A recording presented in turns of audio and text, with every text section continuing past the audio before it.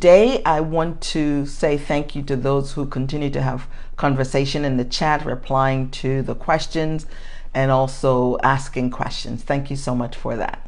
So let's jump in.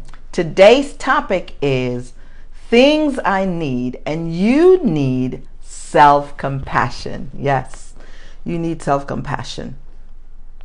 What's driving this conversation today? I want to really speak to the men today. Women, you can eavesdrop.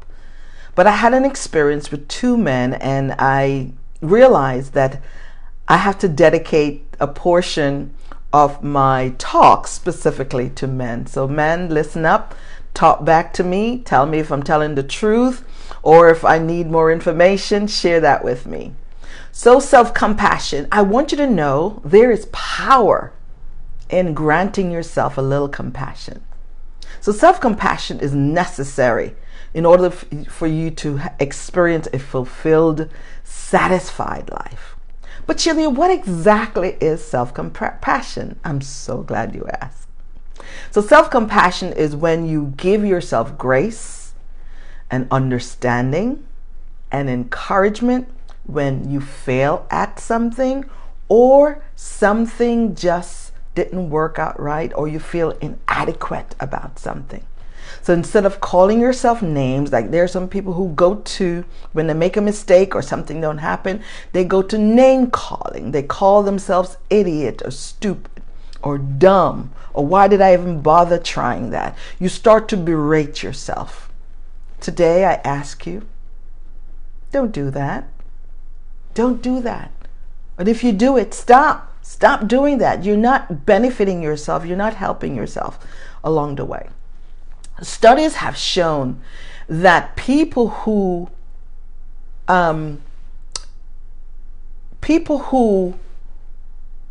treat themselves less than, or who are tougher on themselves, I should say, than they are in other people, that this is not a healthy thing. We beat ourselves up more than other people. That's what the studies have been showing. And I checked the data. I checked the data, y'all. And it is showing that we beat ourselves up more than we grant grace and compassion to ourselves. But here's another thing the data says. The data also says people who have a high self-compassion, they're more motivated, they're more successful, they're more optimistic, they have more joy, they have more satisfaction in life. Who doesn't need that? Who can't use a little bit more of those things? Who can't be more optimistic? Who can't use a little more optimism? When we say being optimistic, we're not saying ignore your problem. We're not saying that. We're saying stop beating up yourself and look in the gap and gather the lessons between you and the mistake that was made, or between you and the inadequacy, and find out, what do I need to learn in this gap here so that I can become better?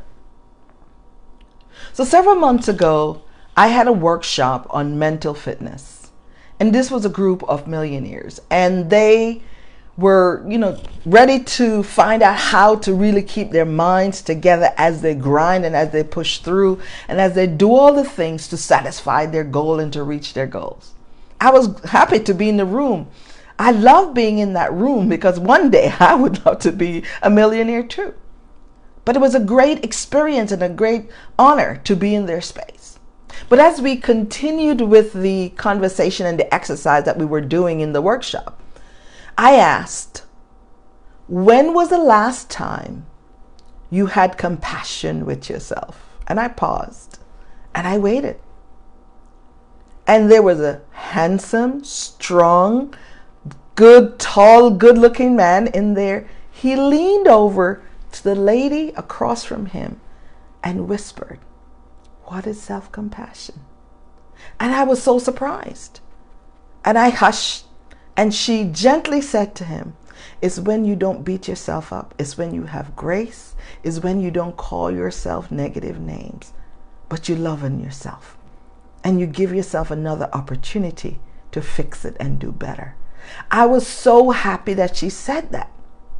But as she was sharing that, a thought came into my head, and I want to share it here with you and tell me if it's true or not. As men or as young boys, you were told, boys don't cry, man up, be tough. And in that space, because you've been told that or you heard that, whether it's from your parents, from a teacher, or from watching TV, or from being around other tough guys saying that to you, you grew up thinking that you cannot grant grace to yourself. As a matter of fact, self-compassion is not even in your vocabulary because I'm tough. I gotta be tough. I'm a type A personality. But here's the thing. Granting yourself compassion brings down your anxiety. It brings down your depression. It brings down your anxiety, your anxiousness. It brings it down. Hi, Mac Patty. It's so important that we identify things to bring down the stresses that we're feeling. And as she shared that with him, at the end, he was open to now use this as part of his practice in his self-reflective moments, to find out where that day or that week that he didn't have compassion with himself, and how can he apply that so that he can bounce back better. That's one of the benefits of having compassion with yourself. So there are 3 things that I want you to take away. There are lots of benefits, but these are 3 key ones that I needed to hone today and zone in on that you can get out of it. And yes, men, I'm talking to you. And ladies, you are just eavesdropping today. This message is for my men, because I see it happen one too many times. And the 3 things that you get, number 1, you get improved self-satisfaction. What does that mean? Improved self-satisfaction, that you are content with who you are as a person. We're not saying that you're settling, but we're saying as you go along, you're content with your growth. You're content with who you're becoming. You're content with you as a person. That's number 1. Number 2, you have improved motivation. And who can't use a little bit of improvement in your motivation? Because here is the thing. When you have improved motivation, you interrupt the negative experiences, the negative feedback, the negative chatter, the negative inner critic that you're feeling from shame and from self-doubt. It is so important that we improve our motivation by interrupting those negative chatter with self-compassion. And the third thing that you get, that I want you to take away from this talk, is improve resilience. Who can't use a little bit of improvement? Because here's the thing. Resilience is saying you bounce back better from those things that didn't go well, from your inadequacies, from that failure, that thing that went a bust. Instead of beating up yourself, you pause and you ask yourself, the way that I'm talking to myself out loud or in my head, this chatter that's going on, would I tell a friend that? Would I talk to a friend in that tone? Would I call a friend a name like that? An idiot, stupid. Today is the day that you break free from the negative talks that you have about yourself and to yourself. Grant yourself grace and use compassion. Self-compassion is a gift to you. Use it. It's available to you anytime. I had another gentleman who came to me about 2 months ago. And we were talking about his goals and the challenges he's having. And again, I went back to the questions. How do you use your self-reflective time? Do you have compassion with yourself? Do you use self-compassion? He's like, huh? Self-compassion? I'm a type A personality. I said, okay. And we continued to talk. And we continued to go deeper on the things that he was having issues with that were stressing him out, and the areas where he was not getting through. He was stuck. And I said, do you think self-compassion can help in that space?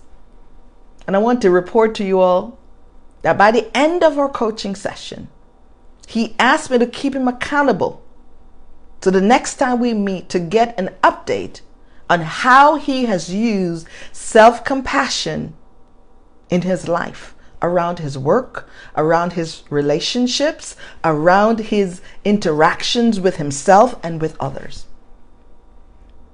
It's so important that we apply self-compassion.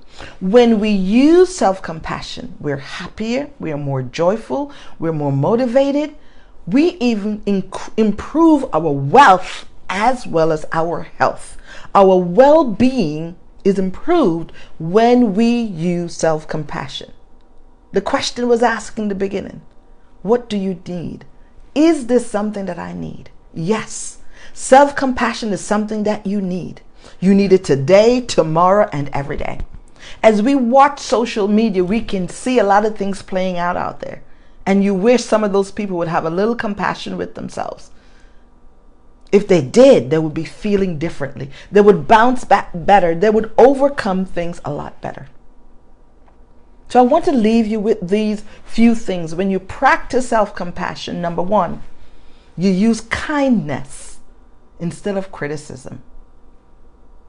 You're kinder to yourself than criticizing yourself in negative ways and calling yourself names.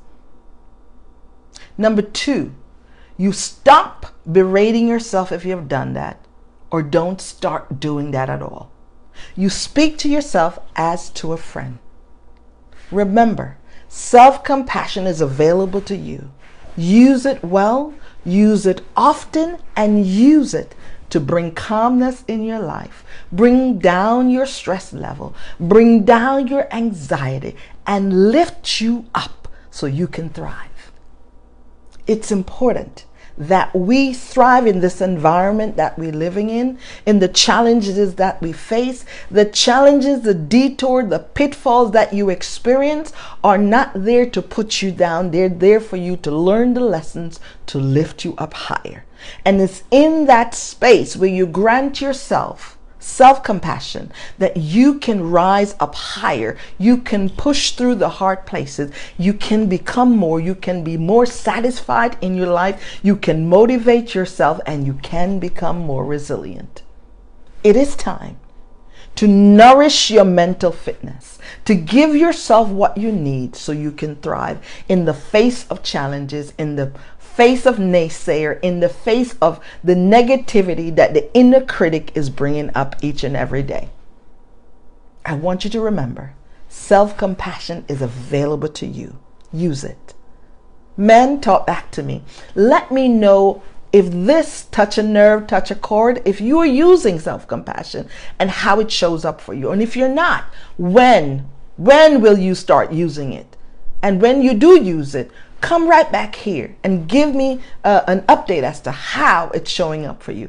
It is time to be vulnerable with yourself, to love on you, and know that self-compassion breaks barriers, and you don't have to man up every time. It's okay to grant yourself grace, to grant yourself little encouragement, and to be compassionate with you. I am your coach. I am your sister. Have a great day, and may God